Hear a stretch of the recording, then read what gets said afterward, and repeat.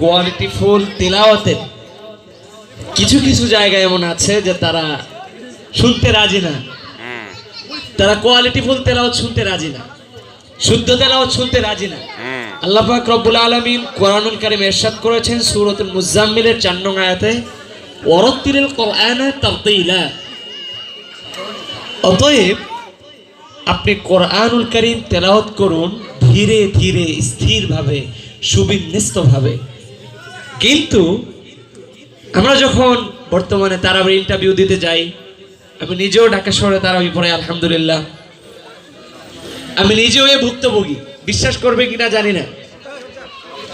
তো বর্তমান জামানাটা আসলে এমন হয়ে গেছে, ভালো তেলাওয়াতের দাম নেই, কিন্তু যারা খুব দ্রুত পড়তে পারে সবাই তার পিছনে বাহাবা দেয়, এটাই দরকার, এটাই দরকার। সঠিক এটা। তো আমরা সঠিকের পক্ষে আছি, শুদ্ধ তেলাওয়াতের পক্ষে আছি না অশুদ্ধ? শুদ্ধ শুদ্ধ। সবাই বলি শুদ্ধ না অশুদ্ধ? শুদ্ধ।